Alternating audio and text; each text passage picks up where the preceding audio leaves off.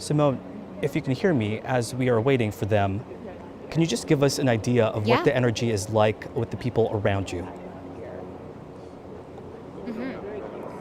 Yes, so you know what, the risers are packed, and you know, I imagine this crowd is a bit tame because of the weather. Everyone is bundled up. They have their ponchos on because of the rainy weather earlier, but it has since stopped. And earlier we saw a lot of the crowd cheering kind of sporadically. Everyone, it's just silent in here. You could hear a pin drop, honestly. Eyes are glued on the south portico, ready for the ceremony to begin. And you can see also the security presence. I wanted to touch on that. It's been massive. We were here yesterday. We saw the National Guard move in, and you can kind of see them, if you look closely, surrounding the south portico. This quite seriously. But listen, there's a lot of incredible energy. The people who are here today, Matthew, you detailed it, but a lot of them are here because of a lottery. And so they were lined up around the block this morning. We were talking to them as they came in, and they said, we wanted to be here to watch history unfold. And that's exactly what they're doing. I was speaking with Spanberger's inaugural team. They sent me some key themes of her address today. And so expect this inaugural address to last about 20-25 minutes. They were telling me that coalition is going to be a huge focus. Coalition, a moment of unity. So listen for the governor-elect to call on Virginians to put aside division, vitriol, and write a new chapter of Virginia history. Take a look, you can see current governor, Glenn Youngkin, right there in the middle.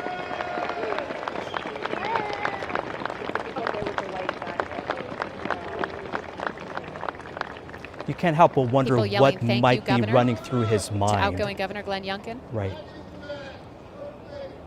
Right, yes. As one chapter closes, you can see Don Scott, as you pointed out, House Speaker Don Scott. Mr. President, it is my honor to present the members of the General Assembly Inaugural Committee.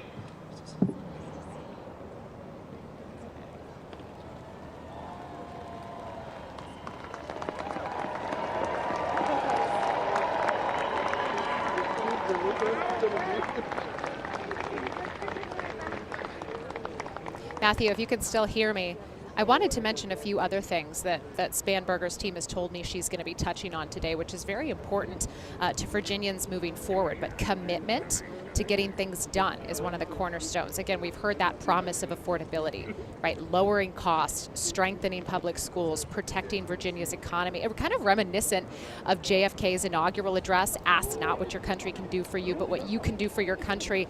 She'll be calling on Virginians to find a way to serve their communities and to contribute to the Commonwealth's success. Also, expect the governor-elect to speak to the power of this moment. You can hear some cheers erupting in the crowd. You can see Senator Kaine shaking some hands there as you look into the dignitaries, the politicians coming down on the south portico as we speak. Matthew, Senator Warner as well. We see him, waving to the crowd there. Everyone making their way in. As I touched on, Matt, the context of this historic moment, right? You'll hear the governor-elect express gratitude to the generations of women before her. Mary Sue Terry, who came so close to being the first governor of Virginia decades prior to this. And she'll be talking about Virginia history, 250 years of that history, and also how it's tying into the 250th anniversary of our nation's history as well.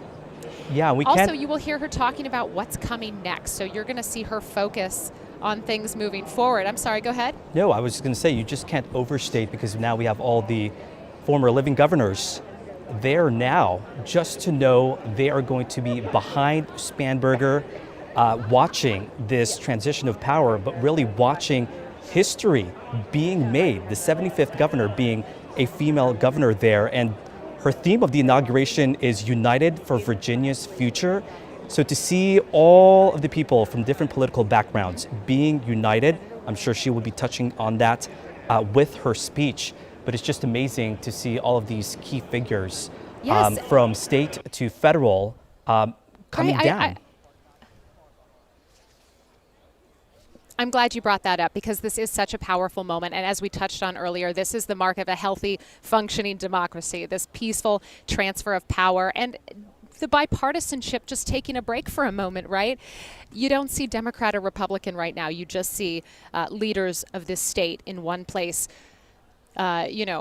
getting ready for this transition. I did want to mention, too, some of the traditions, Matt, we've talked about with this inauguration. State protocol essentially dictates that some of the male members of the General Assembly wear morning coats, a formal garment essentially that you see a buttoned waist, the long coat and tie on the back, so you will see some of that sporadically. And these distinct outfits are worn by some of the previous male governors. Then you'll see the female members as well of the General Assembly wearing darker suits. I would say keep a close eye, of course, on what Governor-elect Abigail Spanberger will be wearing. I venture to say it will be something purple, given the fact that she has built her whole cornerstone on unity. We see Attorney General-elect right now, Jay Jones, at the top of the South Portico, beginning to make his way down the steps with his wife.